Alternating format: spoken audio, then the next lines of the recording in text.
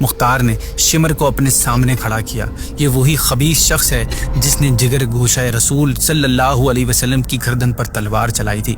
مختار کے سامنے یہ خوف کے مارے دہشت سے تھر تھر کانپنے لگا۔ مختار نے گرجتے ہوئے اس سے کہا، ظالم، تجھے ذرا بھی غیرت نہیں آئی کہ تو نے اپنے ہاتھوں سے کعبے کی دیوار ڈھا دی، اونٹ اور بکری کی طرح فاطمہ کے لال کو ذبح کیا۔ ناظرین، آج ہماری اس ویب سیریز واقعہ کربلا کی فائنل لاسٹ ایپیسوڈ ہے، 10th ایپیسوڈ ہے۔ لاسٹ جو ہماری ایپیسوڈ ہوئی 9th، اس میں ہم نے سنا تھا کہ کربلا کے بعد اہل بیت پر ظلم و ستم کے کیسے پہاڑ توڑے گئے۔ آج کی ایپیسوڈ میں ہم قاتل اہل بیت یزید پلید اور اس کے جرم میں ساتھ دینے والے بدبختوں کے انجام کے بارے میں سنیں گے۔ پہلے بات کر لیتے ہیں یزید کی۔ ناظرین، یزید اپنی موت سے پہلے ایک بہت ہی خطرناک اور اذیت دینے والی بیماری میں مبتلا ہو گیا تھا۔ پیٹ کے درد اور انٹسٹن کے زخموں کی تکلیف کی وجہ سے وہ ایسے تڑپتا تھا جیسے مچھلی پانی کے بغیر تڑپتی ہے۔ آخری وقت میں جب اسے اپنی موت کا کنفرم یقین ہو گیا تو اس نے اپنے بڑے بیٹے معاویہ بن یزید کو اپنے پاس بلایا اور سلطنت کے بارے میں انسٹرکشنز دینے لگا کہ اسے یزید کے بعد کیسے سلطنت کے معاملات سنبھالنے ہوں گے۔ وہ اپنی ابھی بھولنا سٹارٹ ہی ہوا تھا کہ اس کے بیٹے نے نہایت ذلت اور حقارت کے ساتھ سلطنت کی آفر ٹھکراتے ہوئے یزید سے کہا کہ جس تخت و تاج پر آل رسول کے خون کے دھبے ہیں میں اسے ہرگز قبول نہیں کر سکتا۔ خدا اس منحوس سلطنت کے وارث سے مجھے محروم رکھے جس کی بنیادیں نواسہ رسول کے خون پر رکھی گئی ہیں۔ یزید اپنے بیٹے کے منہ سے یہ الفاظ سن کر تڑپ گیا اور شدت غم اور درد سے اپنے بستر پر پاؤں پٹکنے لگا۔ موت سے کچھ دن پہلے یزید کی آنتیں سڑ گئیں اور اس میں کیڑے پڑ گئے۔ تکلیف کی شدت سے وہ خنزیر یعنی سور کی یعنی پگ کی طرح چیخا کرتا تھا۔ پانی کا قطرہ حلق سے نیچے اتارنے کے بعد اسے سوئی کی طرح چبھنے لگتا تھا۔ اس پر عجیب قسم کا اللہ پاک کا قہر نازل ہوا تھا کہ وہ پانی کے بغیر بھی تڑپتا تھا اور پانی پی کر بھی چیختا تھا۔ کسی صورت اسے چین اور سکون نہیں مل پا رہا تھا۔ بالآخر اسی درد کی شدت نے تڑپ تڑپ کر اس کی جان نکلی اور مرنے کے بعد اس کی لاش میں سے اتنی گندی بدبو آ رہی تھی کہ اس کے قریب جانا مشکل ہو رہا تھا۔ ہسٹری کی کتابوں سے پتہ چلتا ہے کہ بنو عباس کے زمانے میں جب یزید کی قبر کھودی گئی تو اس کی ہڈیاں جل کر بلیک ہو گئی تھیں۔ یہ اس بدبخت کا انجام ہوا۔ اور جہاں تک اس کے ساتھ دینے والوں کی بات ہے تو اس کی باقاعدہ ہلاکتوں کا سلسلہ سن 65 ہجری میں شروع ہوا تھا جب عبد الملک کی طرف سے مختار کو کوفہ کا گورنر بنایا گیا تھا۔ مختار نے کوفہ کا عہدہ سلطنت سنبھالتے ہی یہ اعلان کیا کہ جن بدبختوں نے نواسہ رسول امام حسین رضی اللہ عنہ، ان کی اولاد، عزیز و اقارب اور ساتھیوں پر کربلا میں ظلم کیے ہیں اور ان کو بے دردی کے ساتھ شہید کیا ہے، اب وہ اس کی سزا کے لیے تیار ہو جائیں۔ اس نے کہا کہ میں قاتلین حسین رضی اللہ تعالی عنہ میں سے کسی ایک کو بھی اس دنیا میں چلتے پھرتے نہیں رہنے دوں گا۔ اگر میں ایسا نہ کروں تو مجھ پر اللہ اور اس کے رسول کی لعنت ہو۔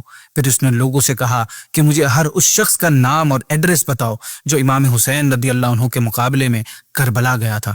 لوگوں نے اسے بتانا شروع کیا اور مختار نے ایک ایک کو قتل کرنا اور ان کو پھانسی پر لٹکانا شروع کر دیا۔ مختار ثقفی کے سپاہیوں نے کوفہ میں یہ اعلان کیا کہ اہل بیت کے قاتلوں پر پناہ کا دروازہ بند کر دیا گیا ہے۔ جو بھی آل رسول کے دشمنوں کو اپنے گھر میں پناہ دے گا اسے دہکتی ہوئی آگ میں ڈال دیا جائے گا۔ اس کے بعد رات بھر حکومتی جاسوس اور مختار کے سپاہی چن چن کر قاتلوں کو گرفتار کرتے رہے۔ صبح کے وقت قاتلوں کا پہلا دستہ مختار ثقفی کے سامنے پیش کیا گیا۔ اس پر نظر پڑتے ہی مختار ثقفی غضب سے کانپ اٹھا اور شعلہ برساتی ہوئی آواز میں چیختے ہوئے بولا، ظالموں، جس نبی کا تم کلمہ پڑھتے ہو انہی کے لاڈلوں کو کربلا کی سرزمین میں تڑپا تڑپا کر تم نے شہید کر دیا۔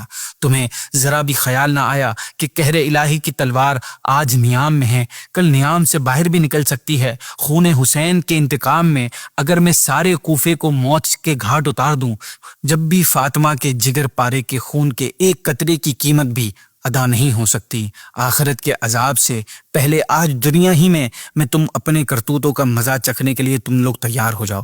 ناظرین، ان یزیدیوں نے مختار کو اپنے جرم کی جسٹیفیکیشن دیتے ہوئے کہا کہ ہم تو ابن سعد اور ابن زیاد کے حکم کی وجہ سے مجبور تھے۔ اس پر مختار نے چیختے ہوئے کہا، اور ہم بے گناہ شہزادوں کے خون ناحق کا بدلہ لینے کے لیے خدا اور اس کے رسول کے حکم کے آگے مجبور ہیں۔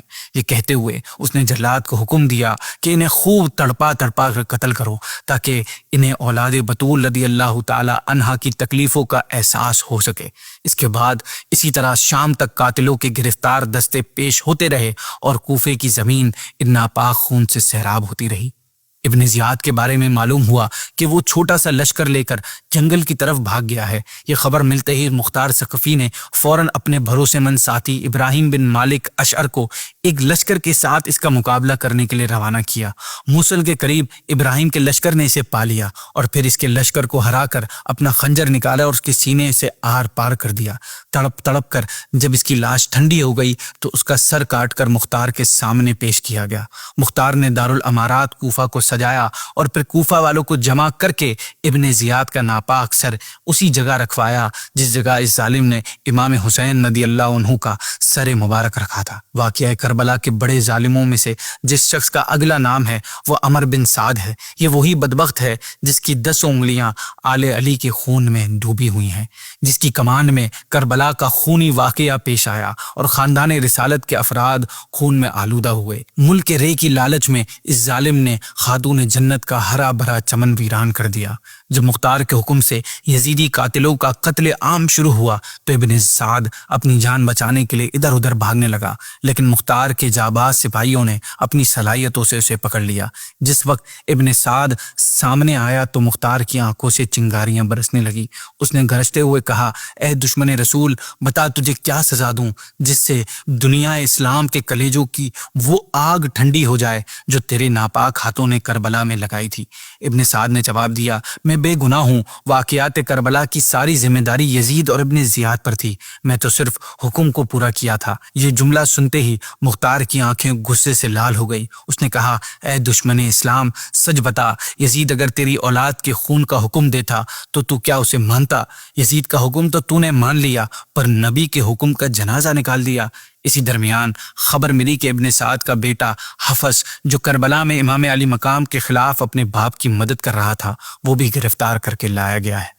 مختار نے حکم دیا کہ فوراً اسے میرے سامنے حاضر کیا جائے۔ جب وہ سامنے آیا تو مختار نے جلاد سے کہا کہ ابن سعد کی آنکھوں کے سامنے اس کے بیٹے کا سر تن سے جدا کرو تاکہ اسے معلوم ہو جائے کہ حضرت علی اکبر اور حضرت علی اصغر رضی اللہ تعالی عنہما کی تڑپتی لاش دیکھ کر امام علی مقام رضی اللہ عنہ کے دل پر کیا گزری ہوگی۔ ناظرین، جلاد نے آگے بڑھ کر جو ہی حفص کی گردن پر تلوار چلائی تو ابن سعد چیخ پڑا۔ ابھی وہ اپنا سر پیٹ ہی رہا تھا کہ اشارہ پاتے ہی جلاد نے ابن سعد کی گردن بھی اڑا دی۔ اس طرح ایک اور ظالم و جابر شخص کے وجود سے یہ دنیا پاک ہو گئی۔ ابن سعد کے قتل سے فارغ ہو کر مختار نے شمر کو اپنے سامنے کھڑا کیا۔ یہ وہی خبیث شخص ہے جس نے جگر گوشہ رسول صلی اللہ علیہ وسلم کی گردن پر تلوار چلائی تھی اور فاطمہ کے چاند کو خاک و خون میں ڈبویا تھا۔ مختار کے سامنے یہ خوف کے مارے دہشت سے تھر تھر کانپنے لگا۔ مختار نے گرجتے ہوئے اس سے کہا، ظالم، تجھے ذرا بھی غیرت نہیں آئی کہ تو نے اپنے ہاتھوں سے کعبے کی دیوار ڈھا دی، اونٹ اور بکری کی طرح فاطمہ کے لال کو ذبح کیا رضی اللہ تعالیٰ عنہما۔ افسوس، حرم کا چراغ تو نے پھونکوں سے بجھا دیا۔ مختار نے کہا کہ تیرا ظلم اتنا بڑا ہے کہ اگر زندہ جسم جلا کر اس کی راکھ ہواؤں میں اڑائی جائے تب بھی حسین کے خون کا بدلہ نہیں ہو سکے گا۔ یہ کہتے ہوئے غضب کی حالت میں جیسے ہی مختار نے اپنی تلوار اٹھائی، شمر نے گڑ گڑاتے ہوئے اس سے کہا کہ میں پیاس سے تڑپ رہا ہوں، مجھے صرف ایک گھونٹ پانی پلا دے۔ مختار نے کہا، شمر، یاد کر کے جب تیری فوج نے فرات کی لہروں پر 22,000 تلواروں کا پہرا بٹھا دیا تھا اور اہل بیت کے بچے اور پردہ دار خواتین 3 دنوں تک پانی کے ایک ایک قطرے کو ترس کے رہ گئیں، تجھے پانی نہیں مل سکتا، جہنم کا تکلیف دہ پانی تیرے انتظار میں ہے، اب وہیں جا کے پانی پینا۔ اس کے بعد شمر کچھ کہنا ہی چاہتا تھا کہ مختار نے اشارہ کیا اور جلاد نے آگے بڑھ کر اس کا سر تن سے جدا کر دیا۔ شمر کی لاش کے بارے میں آتا ہے کہ اس کی لاش کو گھوڑوں کی ٹاپوں سے رون دیا گیا اور پھر کتوں کے لیے پھینک دیا گیا۔ کربلا کے واقعے میں جن بڑے بدبختوں کا نام آتا ہے ان میں ایک خولی بن یزید تھا۔ ناظرین، یہ وہی ظالم و بے رحم انسان تھا جس نے سبط رسول کے کلیجے میں چھرا مارا تھا اور یہ سر کو نیزے پہ چڑھا کر خوشی میں ناچتا تھا۔ مختار کے سامنے جب اسے لایا گیا تو اپنی موت کے ڈر سے یہ خوف کے مارے کانپنے لگا۔ مختار نے اسے دیکھتے ہوئے ہی جلاد کو حکم دیا کہ اس کے دونوں ہاتھ کاٹ ڈالو۔ جب اس کے دونوں ہاتھ کاٹ دیے گئے تو پھر دونوں پاؤں کاٹنے کا حکم دیا۔ تکلیف کی شدت سے وہ زمین پر اچھلنے لگا۔ مختار نے کہا کہ ضبط سے کام لے، تیرا جرم تو اتنا سنگین ہے کہ تیرے قتل کے بعد بھی تیری لگائی ہوئی آگ مسلمانوں کے سینوں میں بھڑکتی رہے گی۔ یہ سزا تیرے اعمال کے بدلے کافی نہیں ہے۔ تو جس دردناک عذاب کا مستحق ہے اس کا سلسلہ تیری آخری ہچکیوں کے بعد شروع ہوگا۔ تاریخی واقعات میں آتا ہے کہ مختار نے خولی کے گھر والوں کے سامنے اسے قتل کیا اور پھر اس کو جلا دیا، اور اس وقت تک اس کی لاش کے پاس کھڑا رہا جب تک اس کی لاش جل کر راکھ نہ ہو گئی۔ ناظرین، حضرت علامہ جلال الدین سیوطی رحمۃ اللہ تعالی علیہ فرماتے ہیں کہ شہادت حسین کے بعد کوفہ میں 1 سال چیچک کی ایک ایسی بیماری پھیلی، جو لوگ امام حسین رضی اللہ عنہ کو شہید کرنے کے لیے گئے تھے ان کی 1,500 اولاد چیچک سے اندھی ہو گئی۔ حاکم ابن عباس رضی اللہ عنہ سے روایت کرتے ہیں کہ اللہ پاک نے نبی کریم صلی اللہ علیہ وسلم کے پاس وحی بھیجی کہ میں نے یحییٰ بن زکریا کے بدلے 70,000 لوگوں کو مارا، اور اے محبوب تمہارے نواسے کے بدلے 70,000 اور 70,000 یعنی 1,40,000 کو ماروں گا۔ چنانچہ اللہ پاک نے بہت سے لوگوں کو مختار کے ہاتھوں مارا اور بے شمار لوگوں کو طرح طرح کی مصیبتوں اور آفتوں سے ہلاک کیا، اور پھر کئی ہزار عباسی سلطنت کے بانی عبداللہ صفاح کے ہاتھوں مارے گئے۔ اس طرح وعدہ الہی پورا ہوا اور کل 1,40,000 مارے گئے۔ ناظرین، یہاں پر ہو سکتا ہے کہ کسی کے ذہن میں یہ سوال پیدا ہو کہ امام علی مقام امام حسین رضی اللہ عنہ کے مقابلے میں تو صرف 22,000 کا لشکر میدان کربلا میں آیا تھا، تو 1,40,000 کیوں مارے گئے؟ اتنے لوگوں نے کیا گناہ کیا تھا؟ اس کا جواب یہ ہے کہ جو لوگ امام حسین رضی اللہ عنہ کے قتل میں شریک ہوئے وہ تو مجرم ہیں، لیکن ان کے ساتھ وہ بھی مجرم ہیں جو قتل حسین پر راضی تھے، لہٰذا قاتلین حسین کے ساتھ وہ بھی مارے گئے، اگرچہ وہ ان کے ساتھ کربلا میں نہیں گئے تھے۔ ابو داؤد شریف کی حدیث ہے کہ نبی کریم صلی اللہ علیہ وسلم نے فرمایا، جب کسی جگہ کوئی گناہ کیا جائے تو جو شخص وہاں حاضر ہو مگر اسے برا سمجھتا ہو تو وہ اس آدمی کی مثل ہے جو وہاں موجود نہیں، اور جو شخص وہاں موجود نہ ہو لیکن اس پر راضی ہو تو وہ اس آدمی کی مثل ہے جو وہاں موجود ہو۔ سو الٹیمیٹلی جس نے بھی امام حسین کی شان میں ادنا سی بھی گستاخی کی تھی، جو کسی بھی طور پر امام کی شہادت میں انوالو تھا یا راضی تھا، سب اپنی سزا کو پہنچے۔ مرتے وقت کسی کا منہ سور کی طرح ہو گیا، کوئی پاگل کتے کی مانند بھونکتا ہوا پھرتا تھا۔ بہرحال واقعہ کربلا کے بعد خدا نے اپنی شان قہاری کے جو نمونے دکھائے انہیں ڈیٹیل سے بیان کرنے کے لیے ایک لمبا وقت چاہیے۔ آج کے لیے اتنا ہی، اور آخر میں اللہ پاک کی شان بے نیازی دیکھیے کہ جس مختار ثقفی نے آل رسول کا بدلہ لیا اس پر بدبختی غالب آ گئی اور اس نے نبوت کا اعلان کر دیا اور پھر بالآخر اسی حال میں مارا گیا۔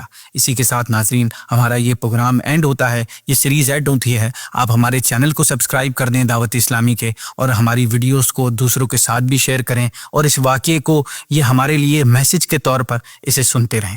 آخر میں اللہ پاک سے دعا ہے کہ ہمیں اہل بیت کے صدقے ہماری مغفرت فرمائے۔ السلام علیکم ورحمۃ اللہ وبرکاتہ۔